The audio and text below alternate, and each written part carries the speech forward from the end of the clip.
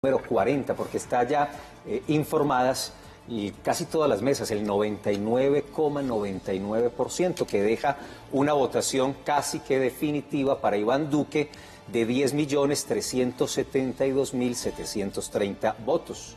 Eso equivale al 53,98%. Para Gustavo Petro, 8.034.089 votos, lo que equivale al 41,81%. Listo el asunto y había como un temor, señores, y era que de pronto, producto de que el voto por antiguos aspirantes ya no llamara la atención, bajara, que el Mundial de Fútbol, con los buenos partidos que se vieron hoy, hiciera disminuir. Pero finalmente, Carlos, la votación fue muy similar a la del pasado 27 de mayo.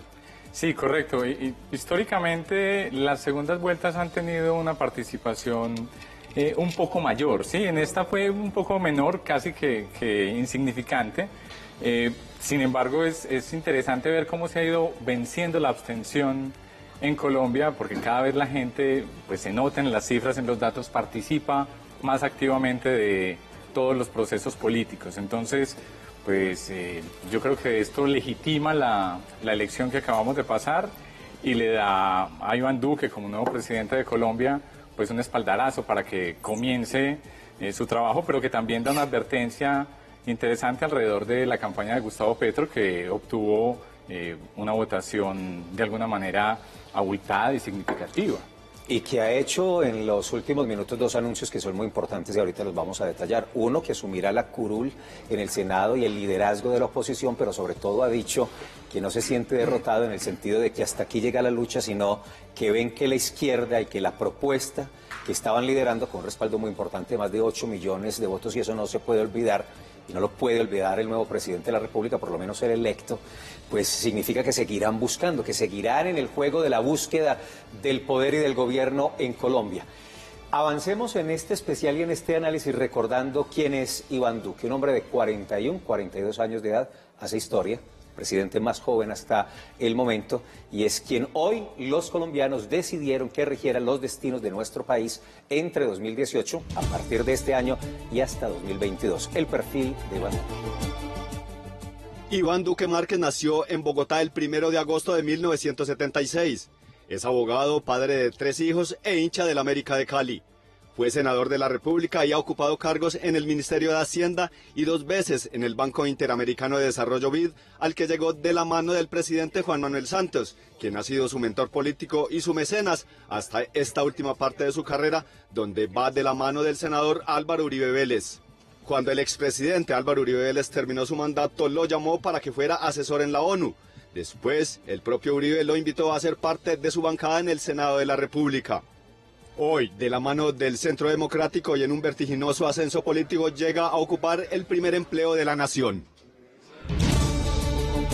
41 años de edad, en agosto cumple los 42, y ese es un elemento significativo, además histórico, como es histórico que por primera vez asume, producto de ese proceso democrático, la vicepresidencia, una mujer, Marta Lucía Ramírez. Tal vez la experiencia pública que no tiene Iván Duque la tiene Marta Lucía en muchos frentes de trabajo, como exministra de varias carteras y una lucha permanente de muchísimos años. Este es el perfil de quien asumirá la vicepresidencia de la República. Marta Lucía Ramírez es la vicepresidenta de Colombia y es quizás la más alta distinción obtenida por una mujer en el país. De filiación conservadora, Marta Lucía Ramírez llega al cargo luego de perder la consulta de su partido con el ahora presidente Iván Duque Márquez y ser nombrada entonces como candidata a la vicepresidencia. Ramírez ha sido candidata presidencial, senadora, ministra de Defensa y una de las principales líderes políticas en Colombia. Hoy se convierte en la primera mujer en Colombia en ocupar la vicepresidencia, luego de una prolongada carrera política con cargos en diferentes gobiernos. Doctor Sergio Ignacio, de esta dupla, de este el presidente más joven electo en Colombia y de esta la primera mujer que llega a la distinción de vicepresidenta, ¿usted qué espera? ¿Qué esperan en su sector? Esperamos resultados muy positivos de su gestión pública. 2 personas competentes, con ética pública, con valores, con altísima competitividad en los conocimientos universales y de gran cobertura que hay que tener para ejercer como presidente de la República y vicepresidente. Y aquí va un reconocimiento a la doctora Marta Lucía y a todas las mujeres colombianas. La primera vez que tenemos una mujer vicepresidente. Lo otro, de recuerdo histórico, Simón Bolívar tuvo 36 años cuando fue presidente de los colombianos. Un elemento bien importante. Es bien importante de recordar a la gente joven, pero el doctor Iván Duque es maravilloso. Un hombre con esa energía, con ese compromiso, con esa amplia experiencia, pues realmente los colombianos estamos muy esperanzados. Tenemos gran alegría desde el punto de vista gremial y empresarial, personas que han tenido una definición muy clara de la defensa de la libre empresa, el libre mercado, de fortalecer la competitividad empresarial, de reducir los impuestos, que además hemos padecido de manera inconmensurable en el gobierno del presidente Santos, con tasas efectivas de tributación de las más altas del mundo. Tenemos un deshonroso antepenúltimo lugar en anticompetitividad tributaria, de 160 países medidos, por tener más del 60%. Ese sí es un verdadero reto. Con un impuesto de renta que además está bordeando el 40%, con la sobretasa. Y si nos comparamos con países como Chile, Perú, México, ellos están entre el 27 y el 30%.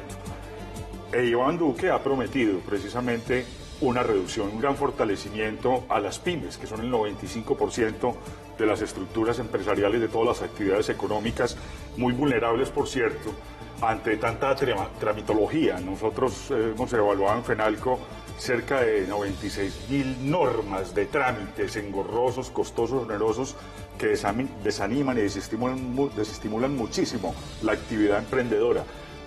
Iván Duque está muy comprometido con ese fortalecimiento, con simplificar este tipo de normas tributarias.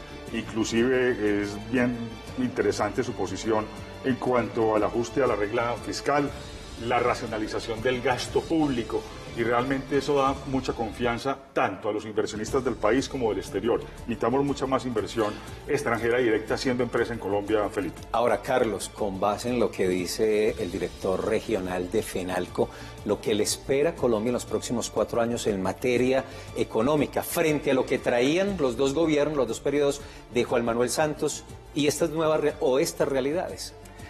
Me parece muy importante lo que está mencionando Sergio.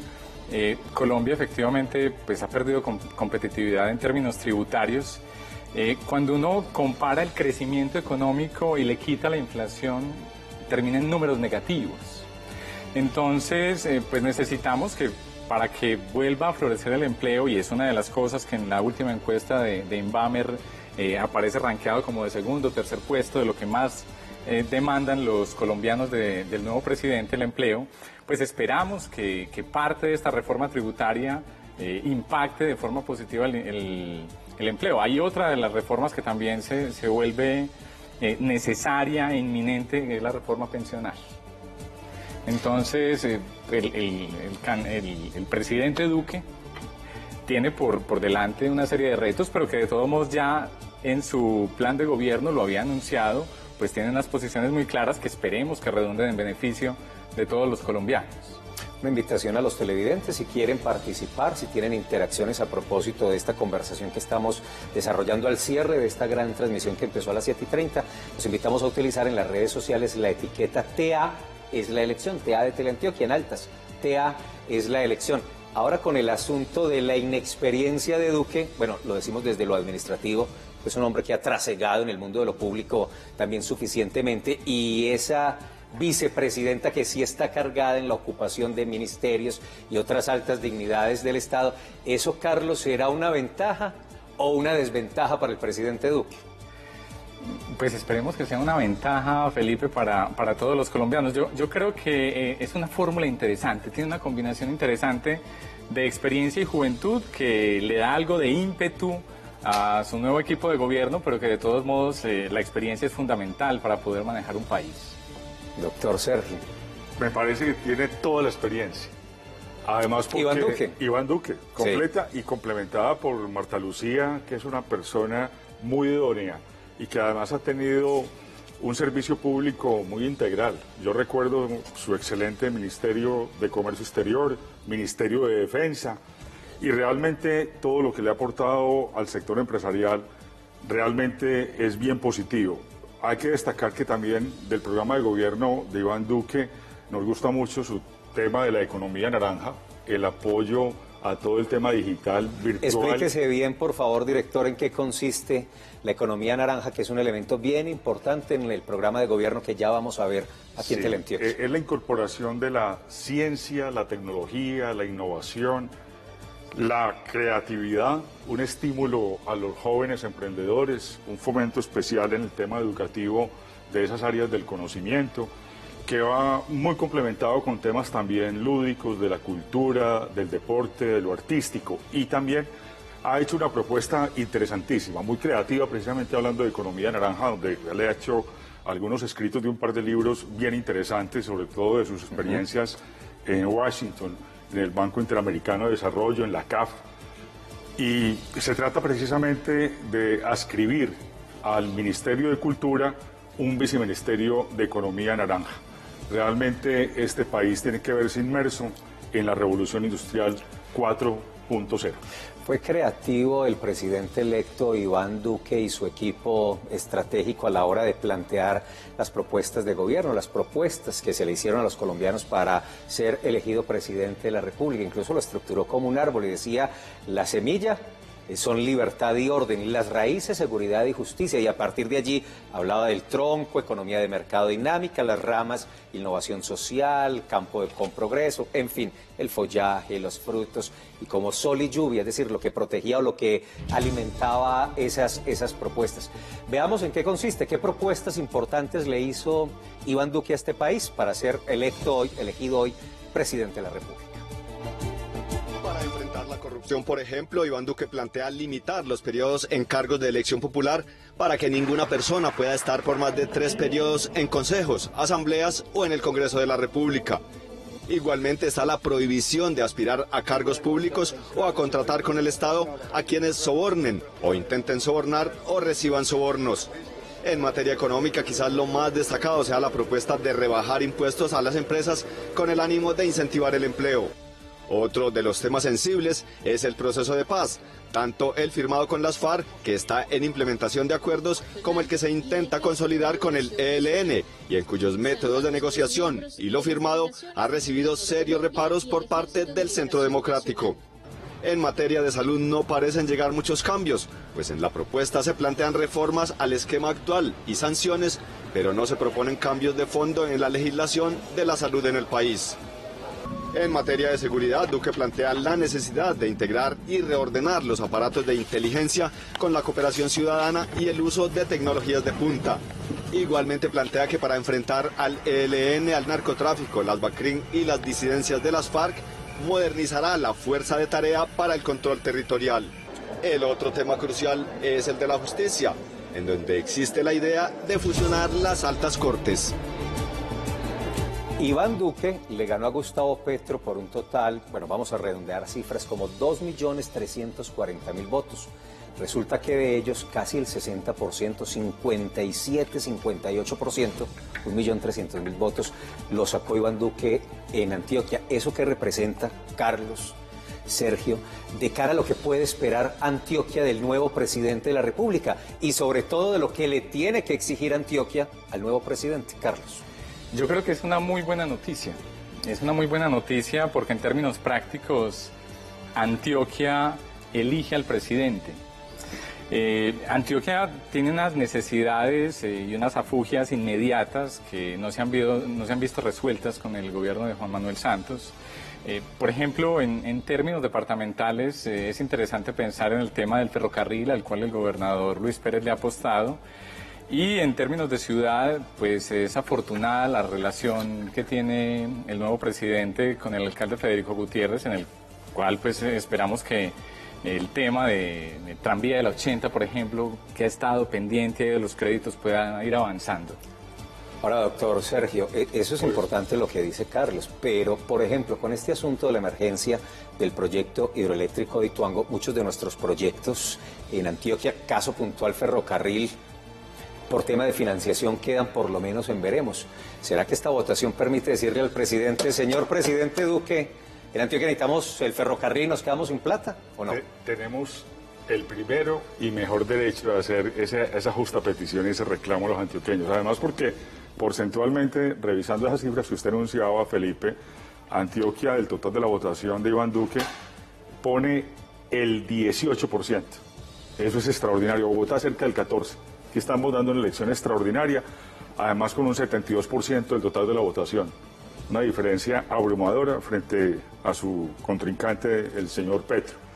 Y eso nos permite, y yo estoy de acuerdo con Carlos, en insistir en temas tan importantes para la conectividad, para el desarrollo social y económico, como la recuperación del ferrocarril de Antioquia. Es un gran macroproyecto. Lastimosamente, temas como los de Hidroituango, con quien nos manifestamos reiterada solidaridad nuevamente y apoyo al señor gobernador, al señor alcalde y a la gerencia de empresas públicas, pues van a diferir un poco ese proceso, además que ya tenía planteado el IDEA, que es el socio mayoritario de banca e inversión, anticipando los flujos para poder tener la financiación necesaria para el macroproyecto del ferrocarril. Pero también yo le pediría al presidente Duque que temas de conectividad y sobre todo de malla vial, de infraestructura, de las autopistas 4G, de la prosperidad tan necesarias, que algunas tienen algunas demoras y dificultades, sobre todo en la conectividad con el mar, con Urabá, es trascendental. Y fuera de eso,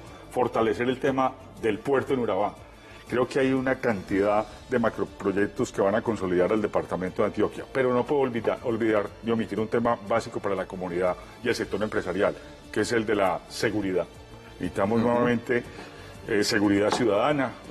Vemos que Medellín tiene serias dificultades, un lastimoso incremento de la tasa de homicidios en el presente año del orden del 30%.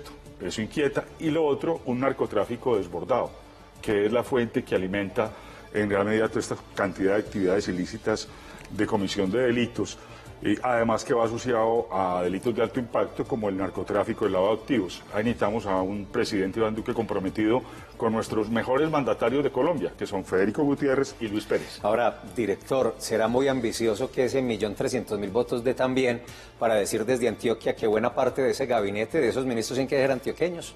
¿O no da para tanto? ¿Qué piensa usted? Yo creo que sí da. ¿Sí da? Actualmente, pues, si hacemos el cálculo del 18%, tenemos gente muy buena, de altísimas competencias y dispuesta al servicio público, y esperemos que el presidente Iván Duque y la doctora Marta Lucía nos tengan muy en cuenta esas personas que tienen experiencia, conocimiento y ganas de servirle al país y de acompañarlos con toda la lealtad. Carlos, ¿da para pedir ministros? Bastantes, ¿o no? Felipe, pues esperemos que sí, ¿no? De todos modos, el nuevo presidente ha dicho que quiere un gabinete de una nueva generación. Entonces, pues uno espera que esa nueva generación no se refiera solamente a las edades, sino que también se refiera a la forma de pensar país y la estrategia que se tiene de Estado. Carlos, usted es especialista en estudios políticos, además es psicólogo en la especialización en EAFIT, primera materia, dictada por Pablo Jaramillo. Vimos, quienes hicimos la especialización, sujeto y poder. Le planteo esto y usted hará el contexto para decirle cuánto tiempo durará el matrimonio Iván Duque-Álvaro Uribe. Aquí nos referimos a las personalidades, a los liderazgos, a lo que espera el uno del otro y a lo que quiere el uno del otro. ¿Ese matrimonio será de largo aliento o, como ya pasó con Juan Manuel Santos, podría romperse? Bueno, primero un afectuoso saludo a Pablo, ¿no? A nuestro profesor en común. Yo pienso que al leer entre líneas esta lección, pues uno de los retos, además de los que estamos mencionando aquí con Sergio, tiene que ver con el ámbito psicológico y personal, ¿no? Es decir, acá se cierne sobre ambos personajes, Álvaro Uribe y Iván Duque, ese asunto que tiene que ver con que entre los dos pueda seguir habiendo una relación cordial, que el uribismo no vaya a sentir que son traicionados sus principios, pero que a la vez Iván Duque pueda tener cierta independencia y cierta distancia, que de hecho pues dentro de la campaña me parece que trató de mostrarse de esa manera. No es gratuito que Iván Duque hoy esté celebrando su victoria mientras el expresidente Uribe está en Río Negro, ¿no? Como por marcar un poco de distancia y mandar un mensaje de que finalmente el presidente es Iván Duque, ¿sí? Vamos a ver pues cuánto dura eso. Esperemos que por el bien de todos dure todo el tiempo del gobierno, ¿no? Y que ellos encuentren como personas una forma de poder manejar eso y hacérselas y apañárselas con el tema de el poder que implica esa presidencia, la ideología que hay detrás y la relación que indudablemente fue parte de lo que llevó a Iván Duque al poder. ¿Facilitará esa distancia, director Eloy, senador, expresidente Álvaro Uribe, sabiendo que es un hombre que le gusta accionar, actuar, estar vigente y tener poder?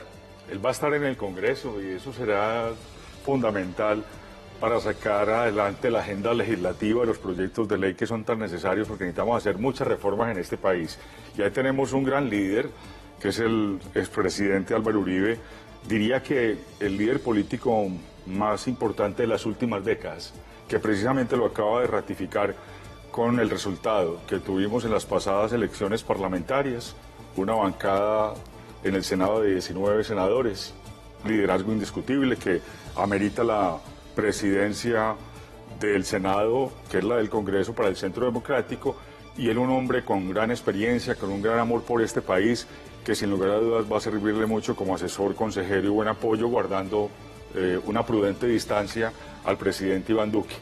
Creo que su experiencia, su madurez, su respeto y reconocimiento también de esa agenda política que llegan frescas de la mano de Iván Duque y Marta Lucía, pues obviamente van a tener en él muy buena comprensión y entendimiento y va a ser muy amable esa relación, y yo respondería que esa relación es como un matrimonio de nuestros padres y antepasados y abuelos, que era para toda la vida, no tengo ninguna duda. Esperan muchos en este país que esa independencia y esa buena relación se mantenga. A propósito de la Universidad de AFID, les voy a pedir el favor que escuchen muy bien, y a nuestros televidentes, la opinión que viene a continuación de Juan David Escobar.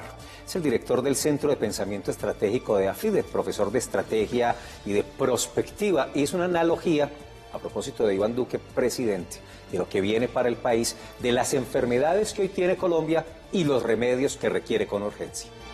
Después de una enfermedad que no te pudiste morir por la razón que haya sido, te toca tomarte unas medidas muy fuertes y nos va a tocar al presidente y a los colombianos asumir unas decisiones no muy cómodas, unos remedios muy malucos de tomar, pero hay que tomarlos. Hay que dejar de hacer las cosas que generaron la enfermedad pasada. Entonces al presidente y en este caso al país y a todos nos va a tocar asumir una debilidad económica muy grande, un gasto público que se desbordó, no importa el presidente y las cosas que haya dicho en campaña, va a tener que hacer una reducción de gastos públicos, de esa cantidad de funcionarios, de nóminas paralelas. Independiente del presidente, va a tener que reducir los auxilios parlamentarios porque no hay plata para hacerlo, además que la gente se está cansando de la corrupción.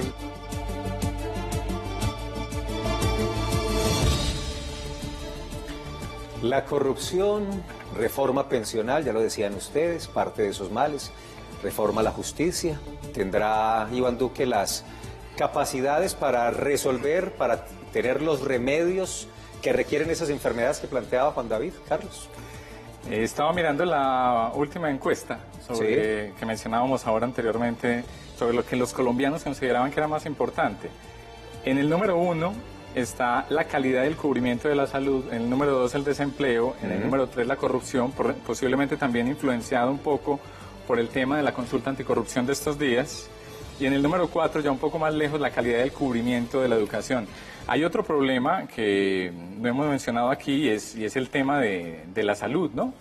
Y es que a pesar de que hemos mejorado muchísimo en cubrimiento, estamos cercanos al 95%, la gente siente que la calidad del servicio que se le ofrece en temas de salud sigue siendo muy pobre, y el presidente Duque se ha comprometido a que va a establecer unos indicadores, ¿no? Unos KPIs de calidad con la CPS para poder premiar a las CPS que realmente lo hagan bien.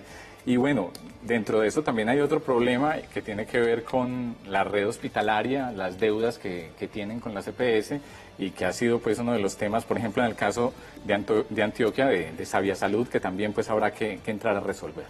Hay que modificar el sistema.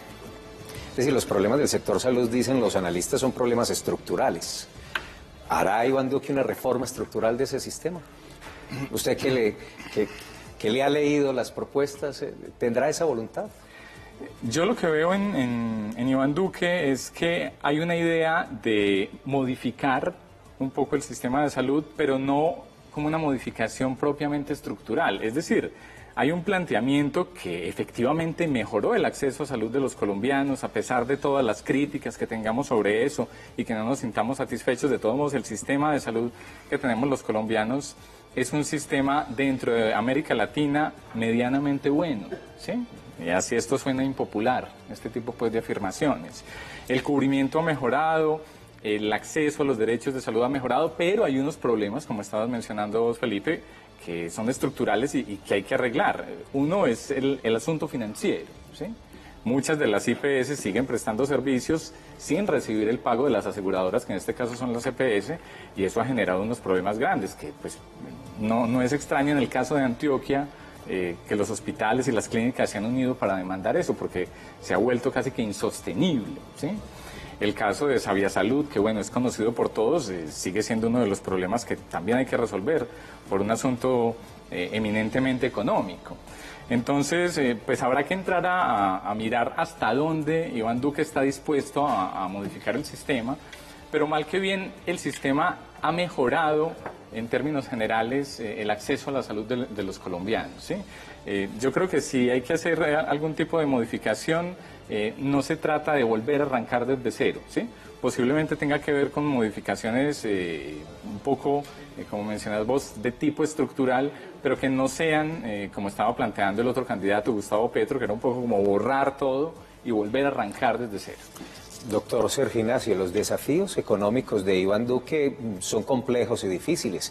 Hay que recuperar el crecimiento económico que, si mal no recuerdo, entre 2014 y 2017, haciendo un promedio es del 2,5, 2,7 tal vez, y llevarlo para que realmente se convierta en locomotora, en impulso, al 4,5. ¿Qué tiene que hacer el presidente electo para recuperar ese crecimiento económico? Que eso se refleje en mejores empleos, mejor remunerados, más ingresos para los colombianos. Sí, señor. Parte del programa básico de Iván Duque tiene unas bases que son legalidad, más emprendimiento, más equidad.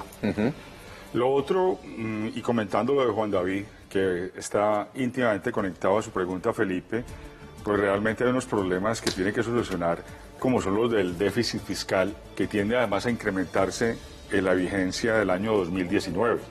Y eso es bastante preocupante. Y él tiene que hacer uso inmediato de la regla fiscal.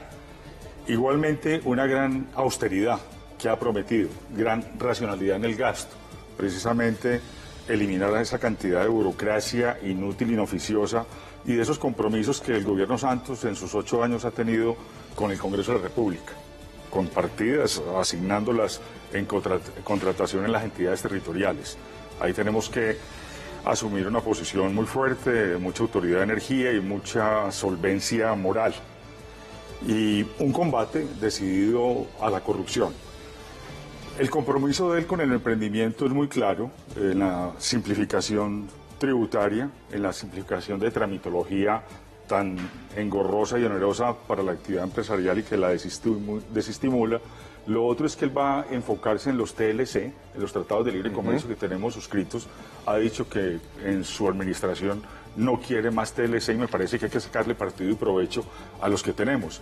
Un gran fortalecimiento de la industria petrolera, obviamente sostenible, amigable y con respeto con las comunidades.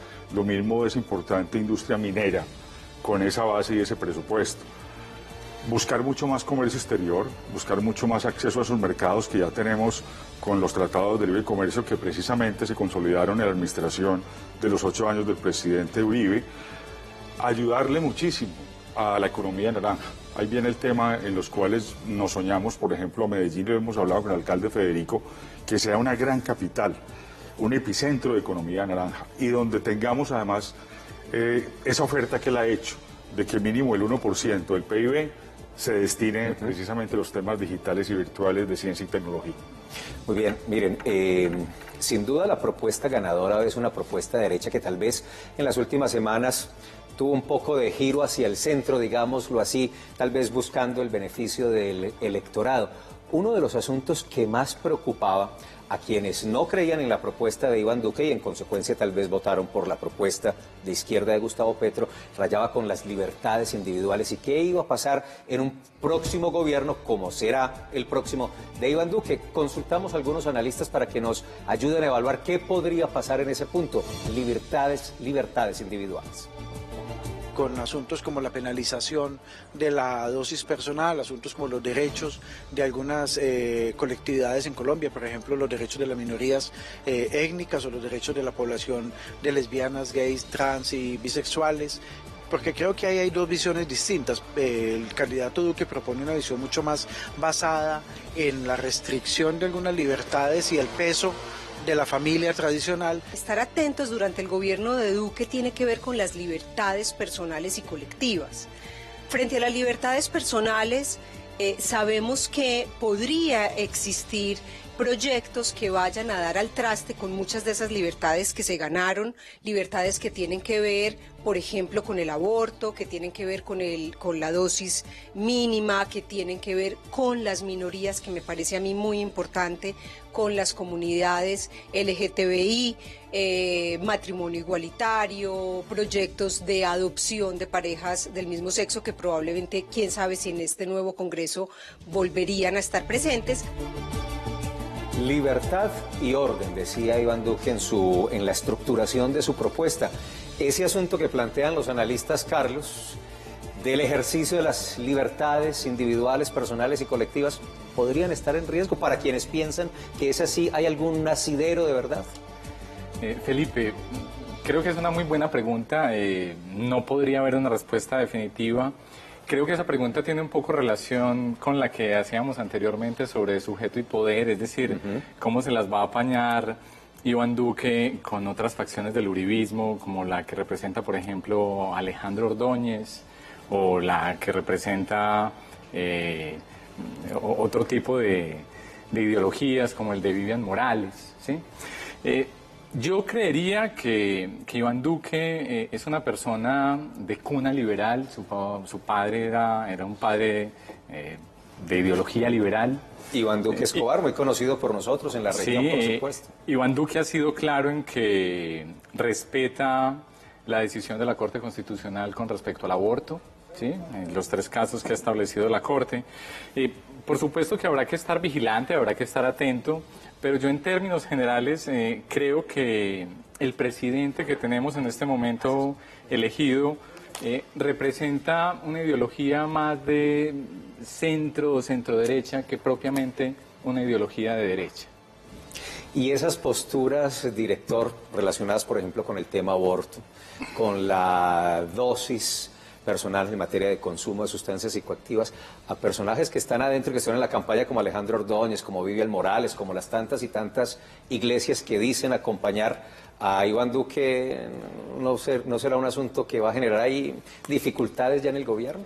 Pues realmente Iván Duque es un demócrata y es natural que en una campaña de esta naturaleza haya pluralidad y haya diversidad conceptual y de opiniones, pero él ha sido muy claro en su agenda y en sus compromisos, como bien lo decía Carlos Andrés, de un profundo respeto a los derechos y libertades y garantías individuales. Un hombre muy apegado a la legalidad, como lo citaba ahora, que es base de su ideario programático, a la Constitución, a la ley colombiana, y realmente con su formación democrática, liberal, yo no tengo ninguna duda de que se va a respetar ese tipo de derechos para todos los colombianos, sin excepción alguna. Lo otro es que hay que reconocer también que Petro tuvo 8 millones de votos, y es una cifra bastante respetable e importante, que muestra que 8 millones de conciudadanos, de compatriotas colombianos,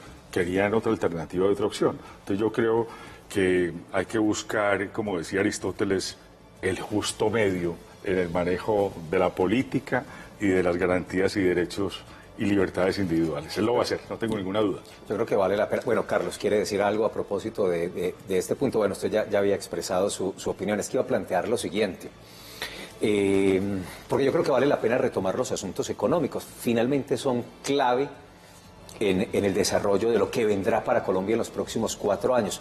¿Se tranquilizan los mercados internacionales? ¿Los propietarios del capital quedan tranquilos con una elección de Duque presidente y no Petro presidente? Ese sector que usted bien lo conoce estaba muy agitado con la posibilidad señor. de Petro presidente. Sí, es un mensaje de confianza, de seguridad jurídica, de hacer mucho más competitivo y productivo el país, tanto para los mercados de capitales del país, para los mercados de inversión y para los mercados internacionales, que estaban con la incertidumbre, la expectativa y la desconfianza que producía el proceso electoral, además porque no podíamos parecernos a los vecinos de Venezuela, que era parte del programa que estaba ofreciendo el señor Petro, y eso espanta y ahuyenta la inversión.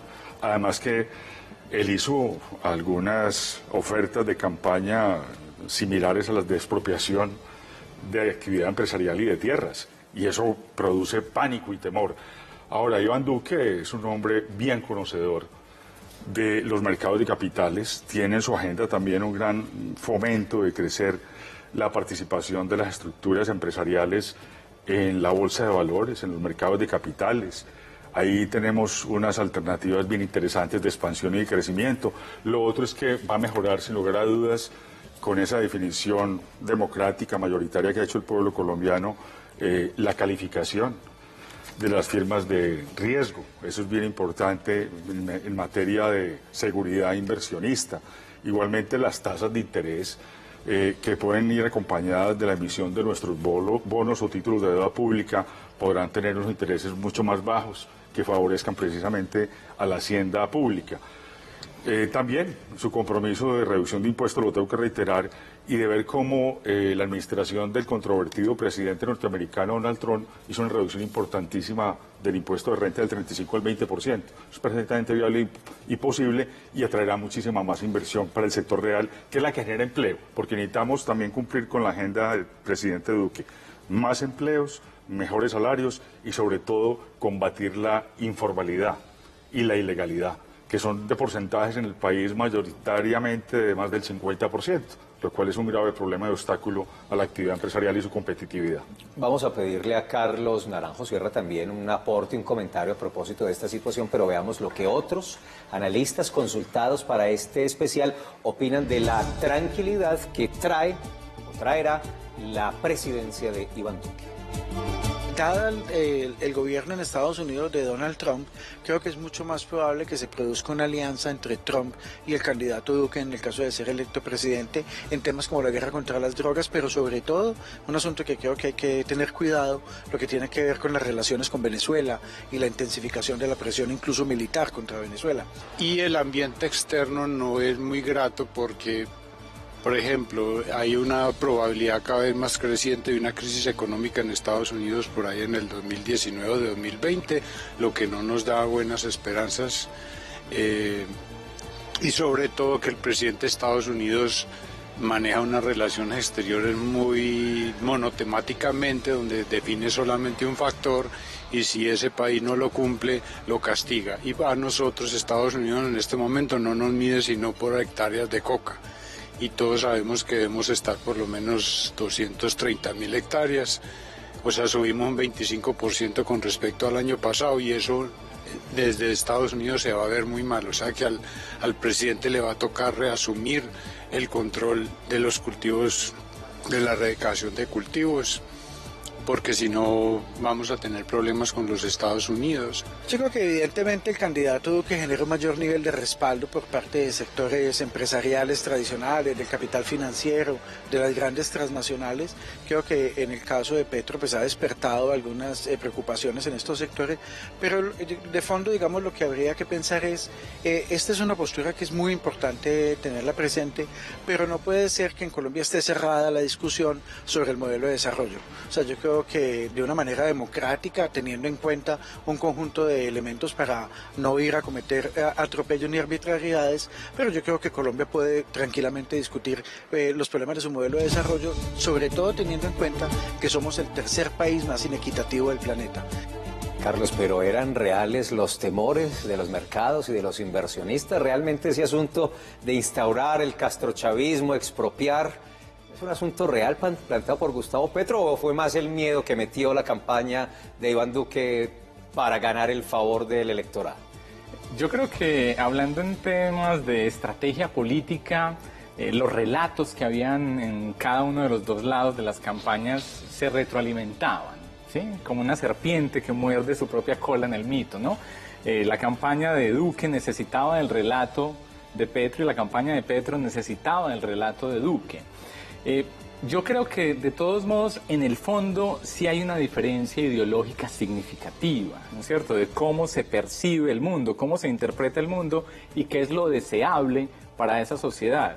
En el caso del nuevo presidente Iván Duque, yo creo que hay un mensaje muy claro alrededor de lo que estaba mencionando Sergio, que tiene que ver con la libertad de mercado, ¿sí? Karl Popper, el filósofo de la ciencia, en su libro de La sociedad abierta y sus enemigos, para hablar un poco pues acá de ciencia política, menciona la importancia de la libertad de mercados como una de las bases para que existan otras libertades, ¿sí? Entonces, pues en ese sentido, yo creo que las ideologías siguen existiendo, pero hay que mirar más allá de la retórica de cada una de las ideologías y de lo bonito o feo que suene cada una de ellas, los resultados que producen esas ideologías. Y yo creo que ha sido evidente los resultados que han producido ideologías, como fue el caso de Hugo Chávez con el socialismo del siglo XXI, donde uno de los países más ricos del mundo en este momento padece una de las hambrunas y una de las tragedias humanas más grandes. Miren, hay muchos asuntos que podríamos evaluar esta noche, o por lo menos empezar a evaluar, porque poco a poco aterrizaremos esta realidad de Iván Duque, presidente. Pero creo que hay dos que por lo pronto no se nos pueden quedar. Uno es el proceso de paz, los acuerdos con las FARC, la negociación que en este momento se adelanta con el ELN en La Habana, y el otro asunto es el del control político desde un parlamento, un congreso que está muy definido en favor de Iván Duque. Proceso de paz, doctor Sergio Ignacio Soto, ¿para dónde van los acuerdos con las FARC y qué podría esperarse de la negociación con el ELN? Sí, en eso retomo el compromiso de Iván Duque. Él ha dicho que no va a hacer trizas el acuerdo de paz, pero que sí le va a hacer las modificaciones que todo el pueblo colombiano está viendo que son absolutamente esenciales y necesarias. Entre ellas, combatir la impunidad sobreviniente de hechos delincuenciales de alto impacto. Y lo otro, el narcotráfico. Y también combatir las disidencias de las FARC, que ya vemos cómo pululan y crecen en ciertas regiones del país. Eso es fundamental. Y de ahí también cómo él ha abordado los temas de la justicia y de la JEP, que también tiene un cronograma y marca unos tiempos sobre para qué tipo de delitos hacia el pasado retroactivos es competente. Creo que es muy necesario que haya meridiana claridad, definición en esos temas de justicia y de legalidad. Y yo creo que eso podrá darle legitimidad al posconflicto, donde esperamos que no haya actos delincuenciales ni de violencia. Lo otro con el ELN yo sí lo veo muy enredado, realmente muy complejo. Ahí tiene que haber una gran voluntad y disposición de ese grupo subversivo, guerrillero, y realmente no se ve hechos indicativos que nos permitan tranquilidad y presumir que podrá un acercamiento entre el gobierno y ese grupo subversivo. Carlos, ¿qué cree usted que esperan los colombianos? ¿Retoques a los acuerdos o cambios profundos al acuerdo con las FARC? Hablando de estrategia política, Felipe, pues el nuevo presidente acuñó durante su campaña un estribillo que de alguna forma pues es lo que estamos mencionando acá, ni trizas ni risas.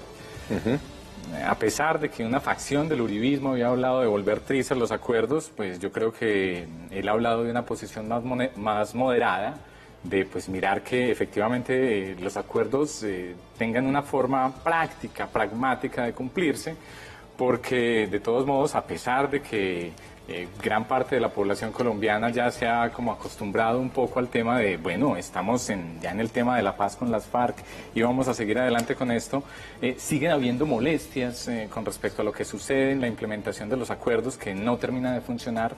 Entonces, efectivamente, pues el candidato tendrá, yo creo que con mucho tacto, que entrar a mirar qué es lo que no está funcionando sin ir a torpedear un proceso de paz que ya va muy adelante. ¿Y qué piensan los otros analistas consultados? Veamos, proceso de paz.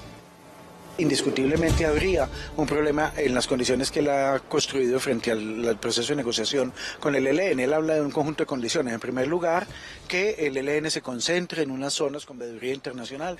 En segundo lugar, que cese en cualquier actividad violenta. Y en tercer lugar, que pongan un plazo, ojalá corto, para decir cuándo van a terminar la negociación y cuándo van a desmovilizarse. Con el ELN hay que tener en cuenta que es una guerrilla que requiere procesos largos de negociación y de discusión. La muestra es que ha adelantado más procesos de paz inclusive que las FARC y sin embargo no hemos podido llegar a un acuerdo con esta guerrilla en Colombia, y me parece que si le ponen esas condiciones en la práctica significa romper el proceso de paz. ¿Dónde podemos nosotros como esperar o qué asuntos tendríamos como que estar más atentos a vigilar con el gobierno de Duque? Yo creo que uno de los asuntos que más ha preocupado a los colombianos es la paz. Entonces, bien, ¿qué va a pasar en el gobierno de Duque? Las fuerzas que ellos estaban hablando, las que acompañan a Duque, muchas fueron fuerzas que apoyaron los procesos de paz, pero también tenemos otras fuerzas que no estaban de acuerdo con los acuerdos de la manera como se hicieron.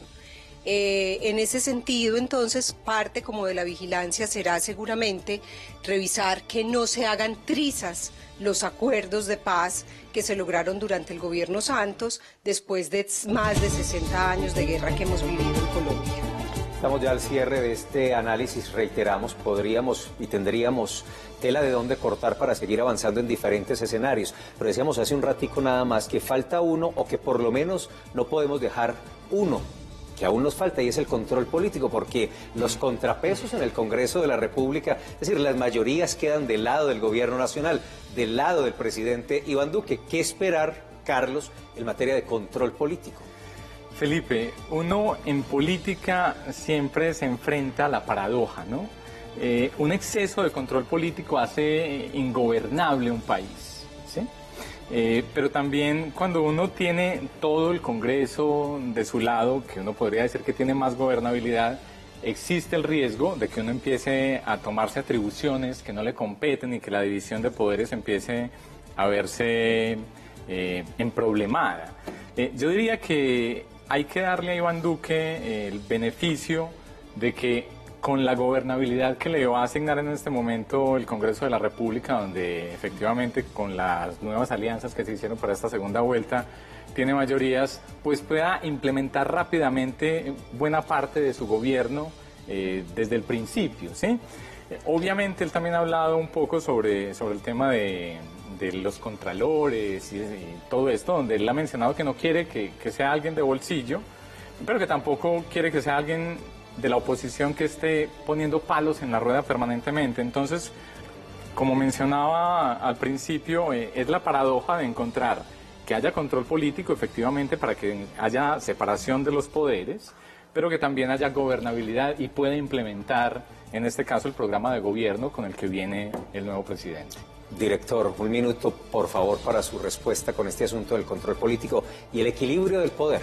Es necesario, y en eso pues creo que la democracia colombiana, con sus imperfecciones, limitaciones y con muchos temas, sobre todo en lo que deja de desear la corrupción política, ha funcionado bien. Y creo que hoy es un día histórico, es la mayor votación que ha tenido candidato presidencial alguno, una gran participación del 53%, y la división de poderes de que hablaba Montesquieu sigue teniendo vigencia en Colombia, con un ejecutivo fortalecido realmente, con el legislativo y con la rama judicial que esperamos tenga reformas estructurales y muy de fondo, y creemos que ese equilibrio es importante para precisamente la garantía y los derechos de todos los ciudadanos colombianos, y también para la transparencia y la ética pública tan necesaria en este país. A Sergio Ignacio Soto, director de FENALCO en Antioquia. Gracias a Carlos Andrés Naranjo Sierra, profesor universitario. Gracias por acompañarnos y ayudarnos a evaluar este escenario que tendremos que mirar de ahora en adelante casi todos los días. Para terminar, Ya está listo el preconteo de los votos en un 100% total. El escrutinio comienza en las próximas horas. Iván Duque, 10.373.080 votos, es el 53,98%. Gustavo Petro, 8.034.189 votos para un 41,81%. Gracias a todos por acompañarnos, por seguirnos en esta transmisión larga. Desde muy temprano la empezamos, una invitación para que se queden con nosotros, para que mañana se conecten con nosotros y las noticias. A las 6 de la mañana, Consejo de Redacción. Feliz noche.